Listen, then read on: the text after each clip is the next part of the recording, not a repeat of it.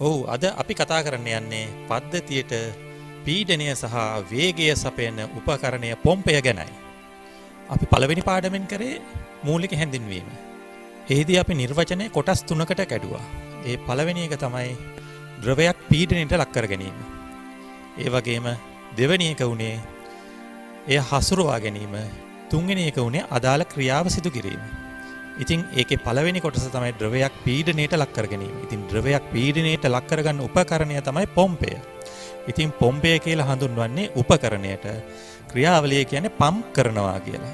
ඉතින් ඒ පම්ප් කරන ක්‍රියාවලිය සහ පොම්පය ගැන තමයි මේ පාඩමෙන් අපි කතා කරන්න යන්නේ.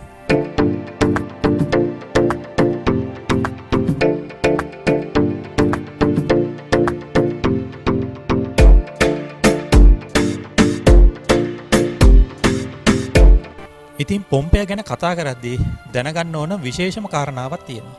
ඉතින් මේ පොම්පේ මොකද්ද කරන්නේ කියන එක. ඉතින් මේ පොම්පේ සිදු කරන්නේ යාන්ත්‍රික ශක්තිය හරි විදුලි ශක්තිය හයිඩ්‍රොලික් ශක්තිය හැටියට පරිවර්තනය කිරීමයි. ඒ පරිවර්තනය කරන හයිඩ්‍රොලික් ශක්තිය තමයි කළමනාකරණය කළා තමයි අපිට උවමනා වැඩේ සිදු කරන්නේ.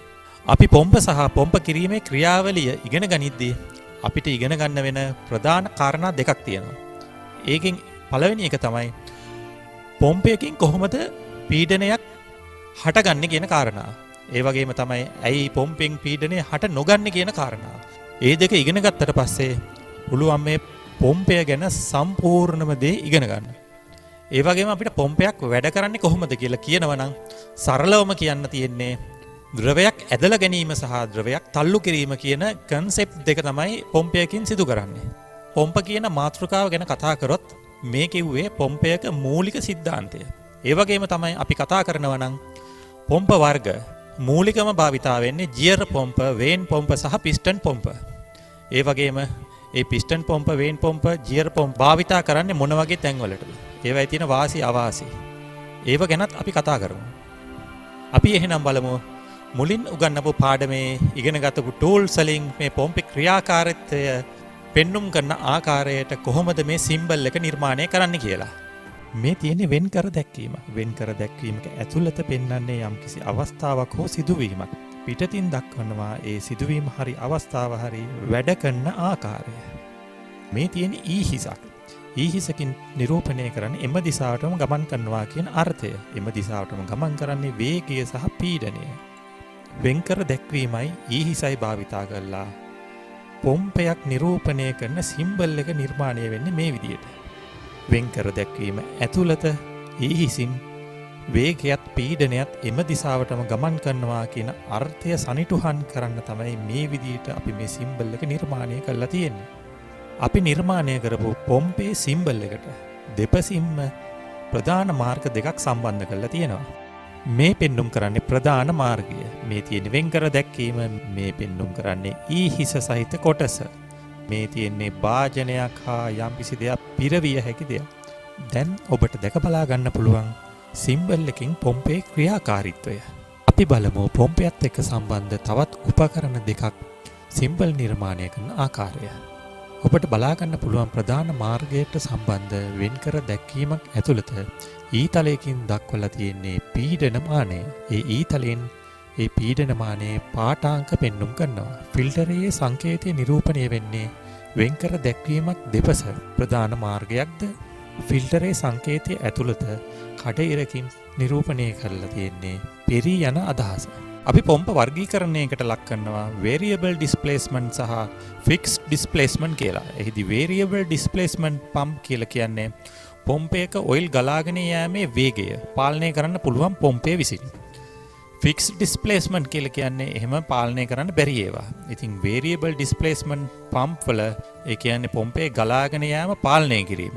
එහෙම කරන පොම්ප වලත් තියෙන ඇණයකින් ෆික්ස් තියෙන ඒවා. ඇණයක් කරකවලා ඒකේ ගලාගෙන යෑම අඩු වැඩි කරන්න පුළුවන් ඒවා. ඒ වගේම තව පොම්ප වර්ගයක් තියෙනවා. ඒ variable displacement එක වෙනස් කරන්න පුළුවන් තවත් පොම්පයකින් සපයන ඔයිල් පාරකින්. එහෙම කරන්නේ විශාල පද්ධතිවල ඒ පද්ධතියට සපයන ඔයිල් ප්‍රමාණය පාලනය කරන්නයි. ඉතින් සපයන ඔයිල් පාලනය කරන්න පුළුවන් අති දියුණු ක්‍රම සර්වෝ වෑල් භාවිතා කිරීමෙන් සිදු කරලා තියෙනවා. අපි ඒව ගැනත් පසුවට කතා කරමු. මේ ඔබට බලා ගන්න පුළුවන් variable displacement pump එකක symbol එක. ඉතින් අපි පම්ප් එකේ symbol එක ඉස්සෙල්ලා කතා කරා. ඉතින් මේ පොම්පය හරහට අඳින ලද ඊතලයකින් පෙන්눔 කරන්නේ පොම්පේ ෆ්ලෝ එක ගලාගෙන යෑම පාලනය කරන්න. ජස් කරන්න පුළුවන් කියන එක. ඉතින් ඒ ඊතලයට සම්බන්ධ කරලා තියෙනවා තව කොටසක් පොම්පේම සපයනු ලැබූ ඔයිල් මාර්ගයකින් ඒ පාලනය සිදු කිරීම. ඒ කියන්නේ ඇඩ්ජස්ට්මන්ට් එක කරන්න පුළුවන් කියන එක තමයි මේ රූප සටහනින් පෙන්눔 කරලා තියෙන්නේ. ඒ කියන්නේ පම්ප් එකෙන් ලබා ගන්නා ඔයිල් මාර්ගයෙන්. ඒ කියන්නේ අතුරු මාර්ගයක් කියලා අපි හැඳින්වුවේ.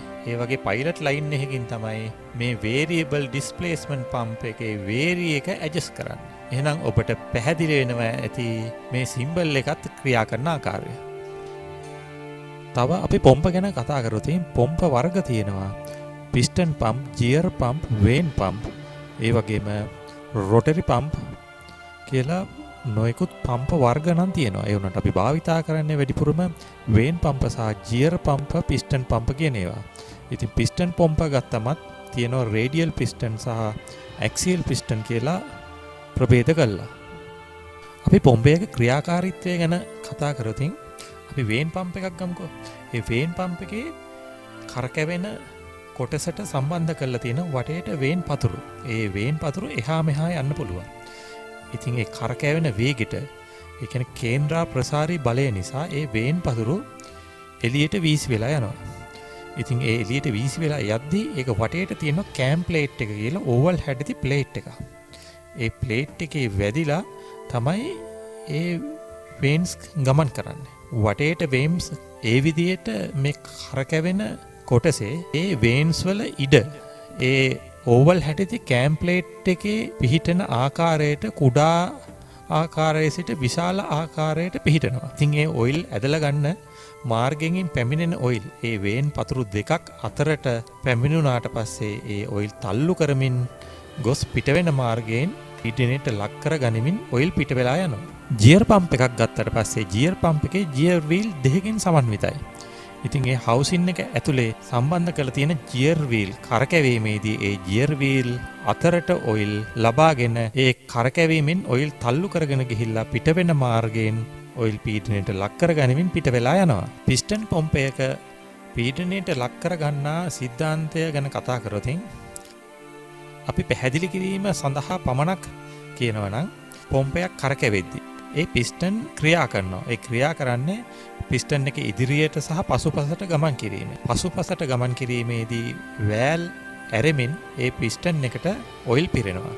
ඉතින් ඉදිරියට ගමන් කරන අවස්ථාවේදී ඒ පිරිච්ච ඔයිල් පිට වෙන මාර්ගයේ ඒ වෑල් ඇරෙමින් පීඩනයට ලක් කරගනිමින් ඒ ඔයිල් පිට වෙලා යනවා. අපි කතා කරන මෝටර් වලින් ඩ්‍රයිව් කරන පිස්ටන් පම්ප් වල පිස්ටන් විශාල ප්‍රමාණයක් තියෙනවා. ඒ ක්‍රියාවලිය ටිකක් සංකීර්ණයි. අපි ඉදිරි පාඩම් වලදී අපි ඒව ගැන කතා කරනවා. මේ කියන්නේ මූලිකම සිද්ධාන්තය. ඔබ දැකලා ඇති අතින් ලිවර් එකක් උස් පහත් කරලා ක්‍රියා කරන හයිඩ්‍රොලික් උපකරණ. ටූල්ස් වගේ තියෙන්නේ පිස්ටන් එක. පිස්ටන් එක ඉහළට ඔසවනකොට ඒ පිස්ටන් එකට ඔයිල් පිරෙනවා. ඒ වගේම පහත් කරනකොට ඒ පිරිච්ච ඔයිල් පීඩන මාර්ගයට සම්බන්ධ වෙලා යනවා. වැදගත්ම දෙයක් තමයි පොම්පේ හඬ. පොම්පේට හඬට හුරු වීම. ඉතින් පොම්පය පීඩනයට ලක් කරගන්න වෙලාවට පොම්පේ හඬ වෙනස් වෙනවා. පොම්පය නිකුරුණේ වැඩ කරන වෙලාවට, ඒ කියන්නේ ප්‍රී දුවන වෙලාවට සාමාන්‍ය හඬක් තමයි පවතින්නේ. ඉතින් පීඩනයට ලක් කරගනිද්දී ඒ හඬ වෙනස් වෙනවා. ඉතින් හයිඩ්‍රොලික් ටෙක්නීෂියන් කෙනෙක් වුණාට පස්සේ ඒ හඬ ගැන විශේෂ අවධානයක් දක්වන්න ඕන. මොකද ඒ පොම්ප වල නිකුත් වෙන හඬවල් වලින් ඒවා මොන විදියට පීඩනයට ලක් වෙන්නේ, ඒ වගේම එම පොම්පේට ඔයිල් අදින්නේ නැද්ද, එම භාවිතා කරන ටැංකියේ ඔයිල් ඉවර වෙලාද, ඒ වගේ එහෙම නැත්නම් ඒ ඔයිල් වල ජල වාෂ්ප, ඒ වගේම ඔබ සැලකිලිමත් වෙන්න ඕන පොම්පේ ඔයිල් අදින්න නැතුව එන හඬ ගැන. ඒ වගේම ඔබ සැලකිලිමත් වෙන්න ඕන පොම්පේ විශාල හඬ. පම්ප් යුනිට් එකේ ඔයිල් මදි නම්, එහෙම නැත්නම් ඒ භාවිතා කරන ඔයිල් වල එයා බබල්ස් තියෙනවා නම්, එහෙම වුණාම ඔයිල් කිරි පාටත් වෙනවා. එහෙම වුණොත් ඒ පොම්පය ක්‍රියා කරන්න හොඳ නැහැ. ඒ ආකාරයෙන් ක්‍රියා කරාම පොම්පේ ඉක්මනින් රත් වෙනවා. රත් වෙලා ඒ පොම්පේ කැපිලා ඉක්මනින් විනාශ වෙන්න පටන් ගන්නවා. පොම්පයකට වෙන්න පුළුවන් හානි ගැන කතා කරොත් පොම්පයට වෙන්න පුළුවන් හානි තමයි පීඩනය නොවීම. ඒ වගේම ෆ්ලෝ එක අඩුවීම. පොම්පය පීඩනයට ලක් නොවීමට නම් පොම්පය ඇතුලෙන් ඕපන් වෙන්න. ඒ කියන්නේ පීඩන සම්බන්ධ කොටසයි ඔයිල් ඇදලා ගන්න කොටසයි අතර පවතින්නේ ඕරින් එකක් හරි යම්කිසි සීල් එකකින් වෙන්කල්. ඒ භාවිතා කරලා තියෙන සීල් වල යම්කිසි දෝෂයක් වගේ හටගත් අපි කියනවා ඉන්ටර්නල් ලීක් එකක්. ඇතුලෙන් ඕපන් වෙලා ක්ලෝස් වෙලා තියෙන්න ඕන පීඩනයට ලක් වෙන්න නම්. ඒ වගේම චලනය වෙන කොටස්. ඒ චලනය වෙන කොටස දෙපැත්තෙන් ප්ලේට් එකක් නැත්නම් පිස්ටන් එකේ බෝරින් එක වගේ ඒවා ගෙවෙන්න පුළුවන්. ඒවා පවතින ඔයිල් ක්ලියරන්ස් එකක් විතරයි. ඒවා ගෙවීමකදී ඒ ඔයිල් ක්ලියරන්ස් එකට වැඩිය ක්ලියරන්ස් එක වැඩි වුණාට පස්සේ ඒ පීඩනය දරා ගන්න බෑ. එතනින් ඉන්ටර්නල් ලීක් වෙනවා. ඒ වගේ අවස්ථාවක පොම්පය පීඩනයට ලක් කරන්න පුළුවන් හැකියාවක් නැහැ. ඉදිරියේදී වෙන වෙනම එක එක පොම්ප වර්ග ගැන මම පාඩම් මාලාවල් ගෙන එනවා. එහිදී පුළුවන් උපරිමයෙන් ඔබට මෙය තේරුම් ගන්න පුළුවන් ආකාරයට මේ පාඩම් මාලාවල් සකසන්න තමයි මම හිතාගෙන ඉන්නේ. ඉතින් අද සිදු කරේ මේ පොම්පය සහ පොම්ප කිරීම යන ක්‍රියාවලිය ඔබට හඳුන්වා දීමයි. මේකත් සරල පැහැදිලි කිරීමක්. මං හිතනවා ඔබට පොම්පය සහ පොම්ප කිරීමේ ක්‍රියාවලිය පිළිබඳ දල අදහසක් ඇති වෙන්නේ නැති කියලා. ඉතින් මේ පාඩම් මාලාව ගැන යම්කිසි ඔබට ගැටලුවක් තියෙනවා නම් ඔබට අදහසක් තියෙනවා නම් කමෙන්ට් කරන්න එහෙම අමතක කරන්න එපා. මේ වීඩියෝ එක හොඳයි නම් ලයික් කරන්නත් අමතක කරන්න එපා. ඒ වගේම වැදගත් දේ තමයි ඔබ අපව සබස්ක්‍රයිබ් කළා නැත්නම් අදම සබස්ක්‍රයිබ් කරන්න. එහෙනම් ඉක්මනට අපි තවත් වීඩියෝ එකකින් මුණ ගැහෙමු.